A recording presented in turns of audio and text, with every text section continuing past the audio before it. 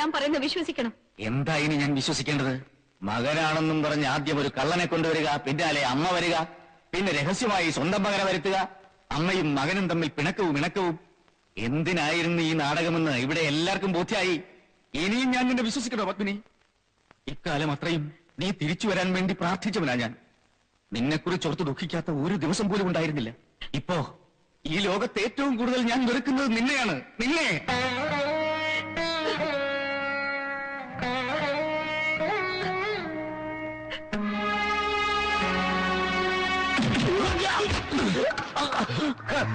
ഇതോടെ എല്ലാം കഴിയുമെന്ന് എഴുതണ്ട. തുടങ്ങിയിട്ടേ ഉള്ളൂ. ഈ കൊട്ടാരത്തിനകത്ത് കയറി കളിച്ചാല് എന്താ ഉണ്ടാവുകയെന്ന് നിന്റെ തന്ത ശരിക്കും മനസ്സിലാക്കിയിട്ടുള്ളതാ. നീയും ഈ കള്ളനും ഇനി അനുഭവിക്കാനിരിക്കുന്നതേ ഉള്ളൂ. 19 ആളുകൂടി രണ്ടുപേരെ തല്ലിച്ചതിന് വീമ്പ് പറയുന്നോടാ നായെ. ഒറ്റയ്ക്ക് വന്ന് നോക്കണ. നീയൊക്കെ കുടിച്ച മുലപ്പാല് വരെ ഞാൻ ഛർദ്ദിപ്പിക്കും. യുവമാരെ ഇവിടെ ഇട്ടാലെങ്ങനെ? പിടിച്ച് പോലീസിൽ ഏൽപ്പിക്കണം. പിന്നെ 4-5 കൊല്ലത്തേക്ക് ശല്യം ഉണ്ടാവില്ല. ഒരു നല്ല ചടങ്ങ് നടക്കാൻ പോവല്ലേ, അതിനിടയിൽ പോലീസും കേസൊന്നും വേണ്ടാന്ന് തിരുമനസ് പറഞ്ഞിട്ടാ. പടിയേറ്റങ്ങടെ കഴിഞ്ഞോട്ടെ. രണ്ടാളും ഭദ്രമായിട്ട് പോലീസിന്റെ കൈ പിടിച്ചെപ്പിക്കാത്ത. അതുപോലെ പണ്ട് ഇതിനകത്ത് യുദ്ധത്തടവുകളായി കിടന്ന രാജാക്കന്മാരുടെയും പടത്തലവന്മാരുടെയും ഒക്കെ ആത്മാക്കൾ കൂട്ടനുണ്ടാവും. ഇതിനകത്ത് കിടന്ന് വെറുതെ ചിലക്കുന്ന എന്തിനാ? എല്ലാവരും നടന്നോളൂ.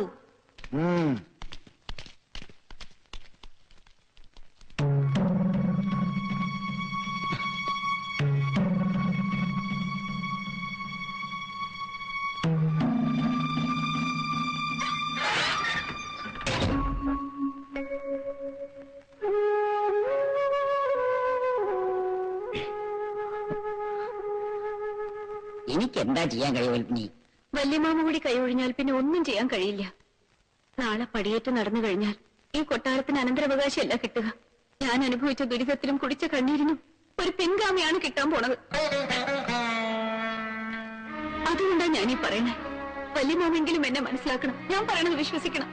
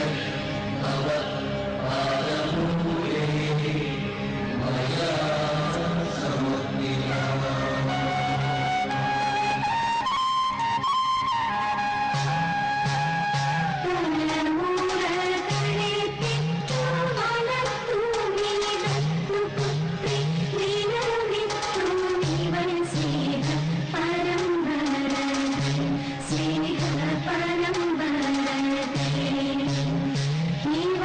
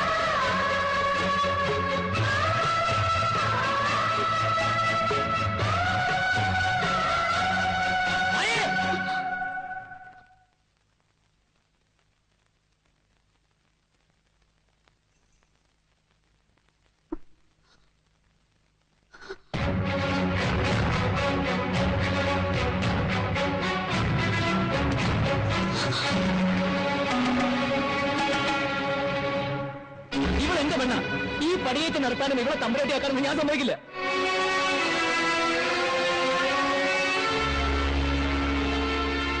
ഇവിടെ തിരികെ കൊണ്ടുപോകാനായിട്ടാണ് ഞാൻ ഇങ്ങോട്ട് വന്നത്. അതിനായിരുന്നു ഈ വേഷമാറിലൊക്കെ.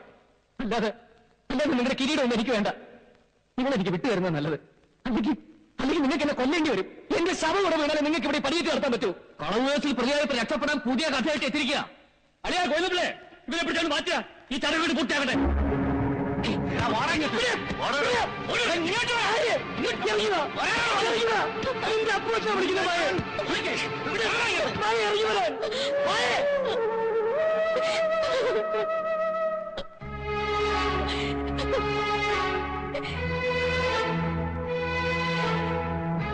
മുഹൂർത്തം കഴിയാറായി. ചടങ്ങ് വേഗം പൂർത്തിയാക്കാം. തുടങ്ങിക്കോളൂ. ഒരു പടി കൂടി കയറി ഈ പീഠത്തിൽ ഇരുന്ന് കഴിഞ്ഞാൽ നീ സ്വരൂപത്തിന്റെ സർവസ്വമാവും. അതിനു മുമ്പ് ഒരു കാര്യം കൂടി അറിയണമെന്നുണ്ട്. എന്താ ഇതൊക്കെ? എന്തൊക്കെയാ നിങ്ങൾ ഇടയിൽ നിന്ന് മറച്ചു വെക്കുന്നത്? പറഞ്ഞോളൂ, എന്തായാലും പറഞ്ഞോളൂ.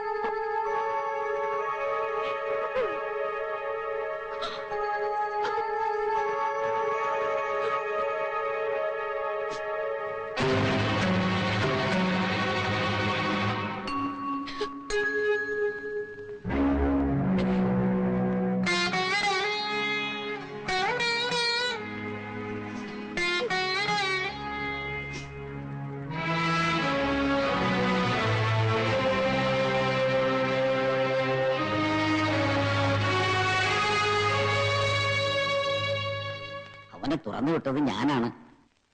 അനുവാദമില്ലാണ്ട് ഇങ്ങോട്ട് പ്രവൃത്തി ചെയ്യേണ്ടി വന്നു. മാപ്പാക്കണം. പടിയേറ്റ് നടക്കാതിരിക്കാൻ വേണ്ടിയാണോ ഇങ്ങനൊരു പ്രവൃത്തി? പടിയേറ്റ് നടക്കണമെന്ന് തന്നെയാണ് എന്റെയും ആഗ്രഹം. പക്ഷെ ആ പെൺകുട്ടി ഇങ്ങോട്ട് കയറി വരുന്നത് കണ്ണീരോടെ ആവരുത്, നിറഞ്ഞ മനസ്സോടെ ആവണം.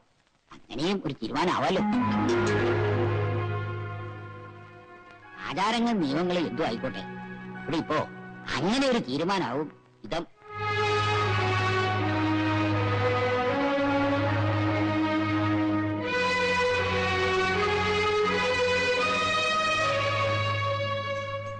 അയാളെവിടെ അപ്പു?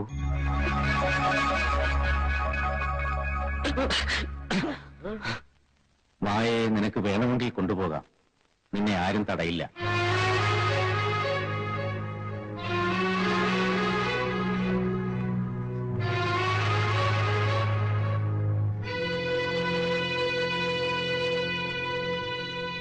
അതല്ല, ഉദയപുരം കൊട്ടാരത്തിലെ അനന്തരാവകാശി മകം തിരുനാൾ മായത്തമ്പുരാട്ടെ വിവാഹം കഴിക്കാൻ നിനക്ക് സമ്മതമാണെങ്കിൽ ഈ പടിയേറ്റ് പൂർത്തിയാക്കാൻ എനിക്ക് നിന്റെ അനുവാദം കൂടി വേണം.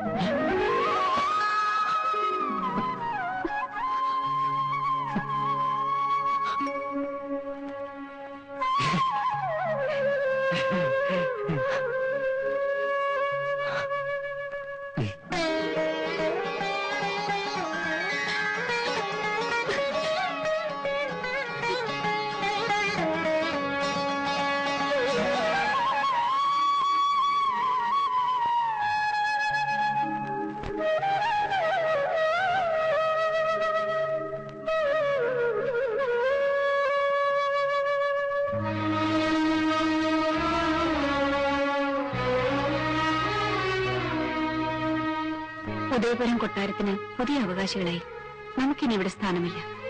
അർഹിക്കാത്തതിനോടുള്ള മോഹം ഉപേക്ഷിച്ച് എനിക്ക് ഇനിയെങ്കിലും എന്റെ കൂടെ വന്നൂടെ വീരേന്ദ്ര?